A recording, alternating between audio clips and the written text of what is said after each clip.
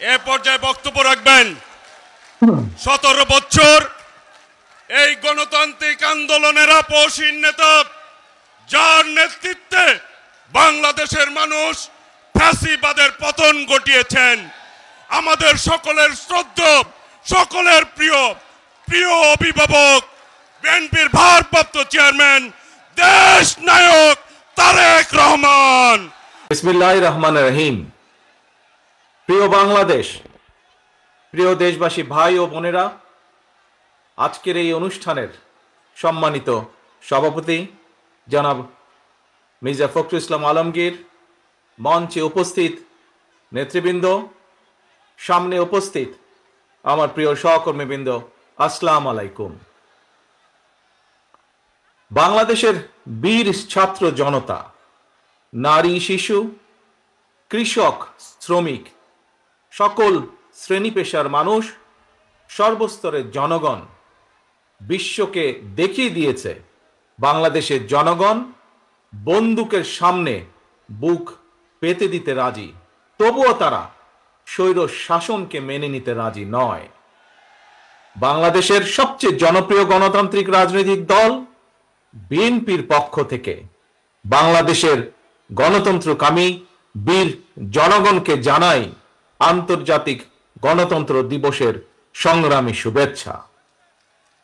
প্রিয় ভাই বোনেরা, গণতন্ত্র প্রতিষ্ঠার সংগ্রামে শহীদ মৃত্যুবরণ করেছেন যারা, আহত হয়েছেন যারা, হাত পা চোখ হারিয়ে চিরতরে পঙ্গুত্ব বরণ করেছেন, দেশের গণতান্ত্রিকামী জনগণ আজীবন তাদের এই আত্মত্যাগ এবং অবদান শ্রদ্ধার সঙ্গে স্মরণ করবেন।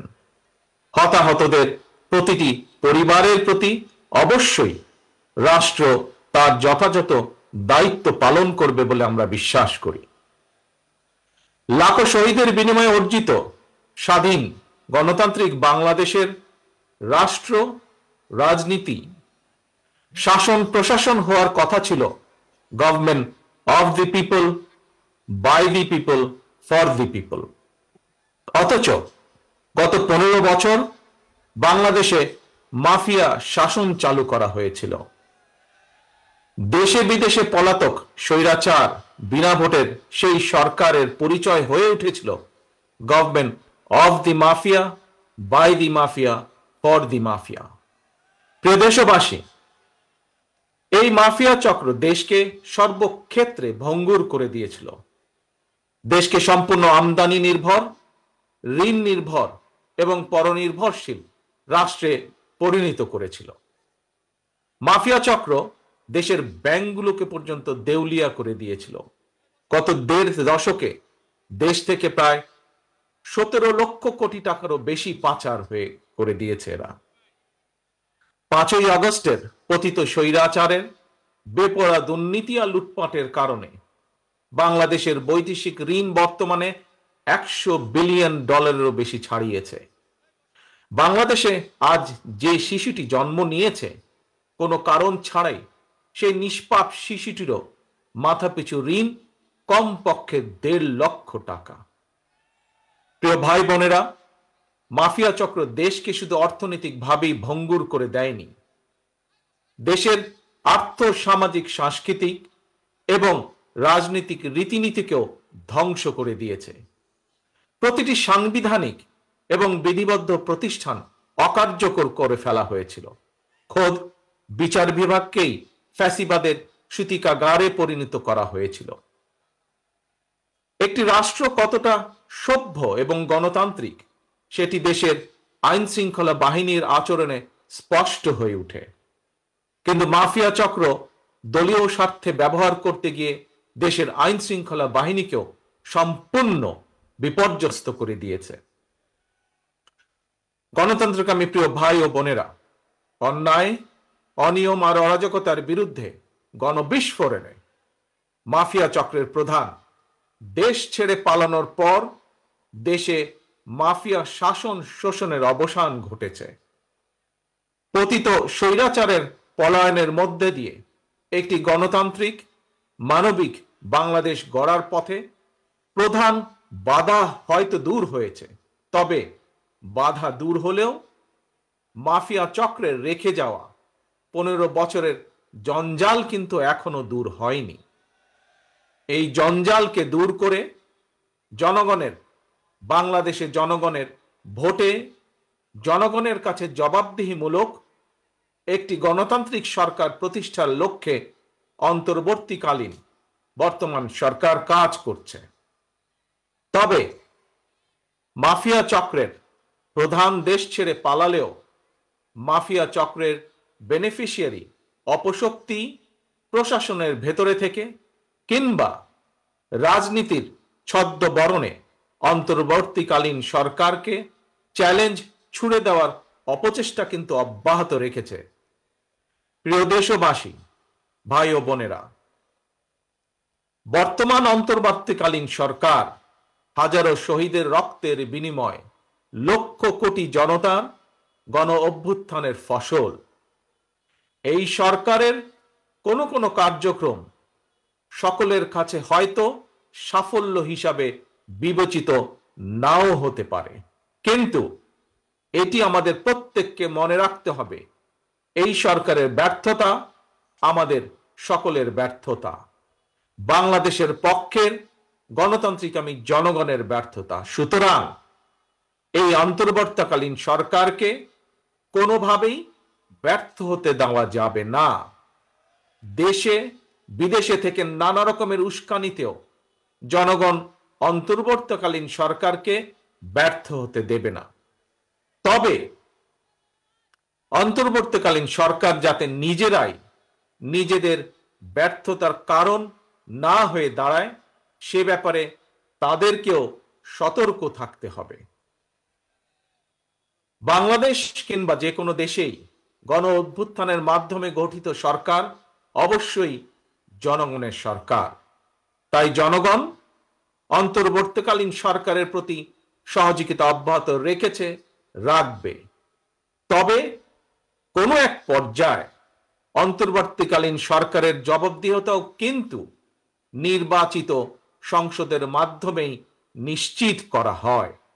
সুতরাং জনগণের রাজনৈতিক ক্ষমতায়নের মাধ্যমে একটি নির্বাচিত সংসদ এবং সরকার প্রতিষ্ঠায় অন্তর্বর্তীকালীন সরকারের সকল সংস্কার কার্যক্রমের প্রথম এবং প্রধান টার্গেট হওয়া জরুরি।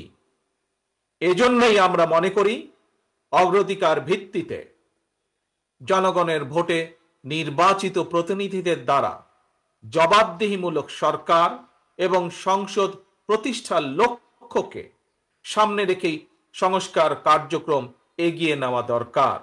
কারণ জনগণের রাজনৈতিক ক্ষমতায়ন ছাড়া সংস্কার কার্যক্রমে প্রক্রিয়ায় জনগণের সরাসরি সম্পৃক্ততা ছাড়া উন্নয়ন, গণতন্ত্র কিংবা সংস্কার কোনোটিকেই টেকসই এবং কার্যকর হয় না। একটি অবাধ, সুষ্ঠু এবং নিরপেক্ষ নির্বাচনের মাধ্যমে প্রতিটি ভোটারের ভোট প্রদানের অধিকার নিশ্চিত করে ভোটারদের কাঙ্ক্ষিত প্রতিনিধি নির্বাচন করার অধিকার প্রতিষ্ঠার মাধ্যমেই জনগণের রাজনৈতিক ক্ষমতায়ন নিশ্চিত করা সম্ভব। এবং সেই লক্ষ্যে বিশেষ করে নির্বাচন কমিশন, জনপ্রশাসনের সংস্কার এবং আইন শৃঙ্খলা বাহিনীকে সক্ষম এবং উপযুক্ত করে তুলতে হবে। অগ্রাধিকার ভিত্তিতে পদক্ষেপ নিতে হবে। অন্তর্বর্তীকালীন সরকার ইতিমধ্যেই বেশ কিছু ক্ষেত্রে সংস্কার কার্যক্রম হাতে নিয়েছে। তবে আমরা মনে করি অন্তর্বর্তীকালীন সরকার এজেন্ডা সেটিং এর ক্ষেত্রে অগ্রাধিকার ভিত্তি নির্ধারণ করতে না পারলে গণ অভ্যুত্থানের সাফল্য ব্যাহত করতে ষড়যন্ত্রকারী নানা চক্র সুযোগ গ্রহণ করতে পারে এবং এরই ভিতর এর কিছু কিছু আলামত আমরা দেখতে পাচ্ছি। প্রিয় দেশবাসী, এবারের গণ অভ্যুত্থানের চরিত্র অতীতের যে কোনো গণ অভ্যুত্থানের চেয়ে ব্যতিক্রম। কেন ব্যতিক্রম? কারণ পলাতক স্বৈরাচারের অবৈধ শাসনকালে সকল গণতান্ত্রিক অধিকার মানবাধিকার হারিয়ে জনগণ পরাধীনতার শৃঙ্খলে আবদ্ধ হয়ে পড়েছিল। এমনকি হুমকির সম্মুখীন ছিল দেশের স্বাধীনতা ও সার্বভৌমত্ব। তাই এবারের গণ অভ্যুত্থানের মধ্যে দিয়ে কেবল মানুষের অধিকারই প্রতিষ্ঠিত হয়নি, দেশের স্বাধীনতা সার্বভৌমত্ব রক্ষা পেয়েছে। দেশ এবং জনগণ এখন স্বাধীন। গুম, খুন, অপহরণ আর বিভীষিকাময় আয়নাঘরের আতঙ্ক মুক্ত। স্বাধীনতা সার্বভৌমত্ব রক্ষার পর এবার দেশ এবং জনগণের স্বাধীনতা সুরক্ষায় প্রথম কাজ হতে হবে রাষ্ট্র এবং সমাজে মানুষের গণতান্ত্রিক অধিকার এবং লুণ্ঠিত ভোটের অধিকারকে পুনঃপ্রতিষ্ঠিত করা। তাই প্রিয় ভাই ও বোনেরা, দেশে বর্তমানে প্রায় 12.5 কোটি ভোটার। এর মধ্যে 2009 সাল থেকে এ পর্যন্ত ভোটার তালিকায় প্রায় 2.5 কোটিরও বেশি নতুন ভোটার সংযুক্ত হয়েছেন। ভোটার হবার পর তরুণ প্রজন্মের এই 2.5 কোটিরও বেশি ভোটার একটিও জাতীয় নির্বাচনে ভোট দেবার সুযোগ পায়নি। ভোট দিয়ে তারা তাদের কাঙ্ক্ষিত জনপ্রতিনিধি নির্বাচন করতে পারেনি, অথবা তাদের নিজেরাও কেউ ভোটে নির্বাচিত হয়ে জনগণের প্রতিনিধিত্ব করার সুযোগ পায়নি। বিএনপি বিশ্বাস করে, বিএনপি মনে করে দেশের জনশক্তির অর্ধেক নারী এবং তারুণ্যের এই বৃহৎ অংশকে রাজনৈতিক অংশীদারিত্বের বাইরে রেখে একটি বৈষম্যহীন মানবিক রাষ্ট্র গঠন সম্ভব নয়। সংবিধান কিংবা প্রবিধানে যাই থাকুক, জনগণের রাজনৈতিক এবং অর্থনৈতিক ক্ষমতায়ন নিশ্চিত করা না গেলে, সংস্কার প্রক্রিয়ায় জনগণকে সম্পৃক্ত করা না গেলে শেষ পর্যন্ত কোনো সংস্কার কার্যক্রমেরই কার্যকরী ফল পাওয়া যাবে না। প্রিয় দেশবাসী, ভাই ও বোনেরা, রাষ্ট্র, রাজনীতি এবং রাজনৈতিক দল হিসেবে বিএনপি দলীয় রাজনৈতিক কার্যক্রম সংস্কারের লক্ষ্যে প্রথমে 2022, পরবর্তীতে 2023 সালে বাংলাদেশের পক্ষের গণতান্ত্রিক রাজনৈতিক দলগুলোর প্রতিনিধিদের উপস্থিতিতে 31 দফা কর্মসূচি ঘোষণা করেছিল। তবে ঘোষিত 31 দফাই শেষ কথা নয়। বিএনপি মনে করে রাষ্ট্র কিংবা রাজনীতি সকল ক্ষেত্রেই সংস্কার কার্যক্রম একটি ধারাবাহিক এবং চলমান প্রক্রিয়া। সুতরাং রাষ্ট্র এবং রাজনীতি সংস্কারে বিএনপি ঘোষিত 31 দফা সংস্কার কর্মসূচির আরো প্রয়োজনীয় পরিবর্তন পরিমার্জনকেও বিএনপি স্বাগত জানায়।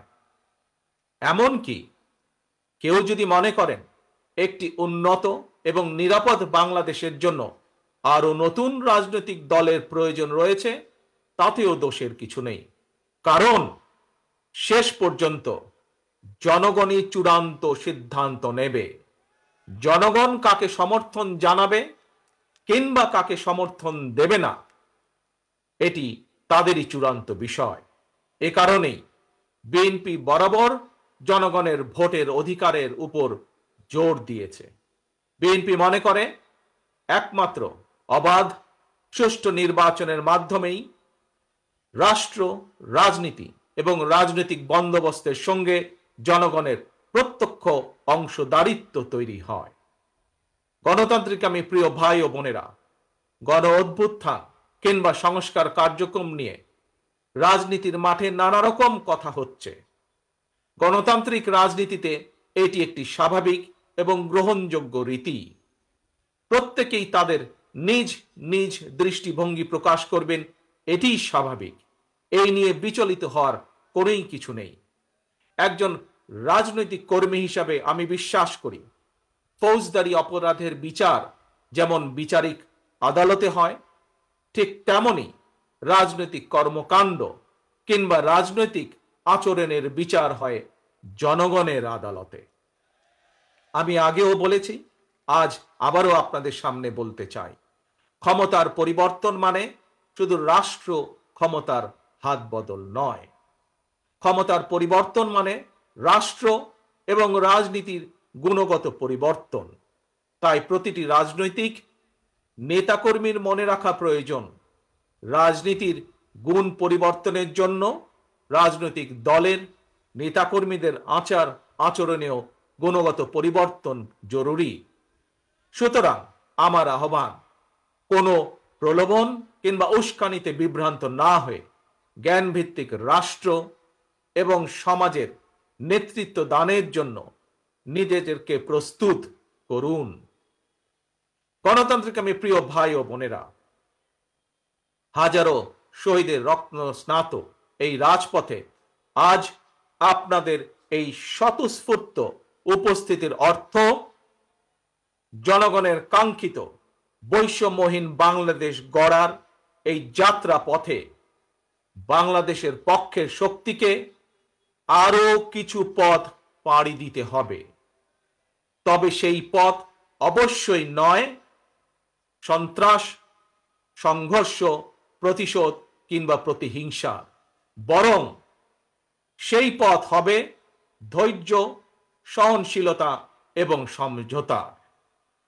প্রিয় ভাই বোনেরা, সবশেষে বলতে চাই, সংস্কার কার্যক্রমের পথ ধরে নির্বাচনী রোড ম্যাপে উঠবে আমাদের প্রিয় বাংলাদেশ।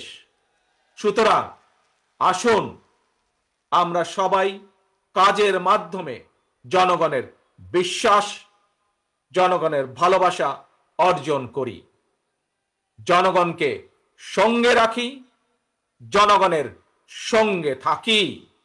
আল্লাহ হাফেজ। বাংলাদেশ জিন্দাবাদ। বাংলাদেশ জাতীয়তাবাদী দল জিন্দাবাদ। ধন্যবাদ।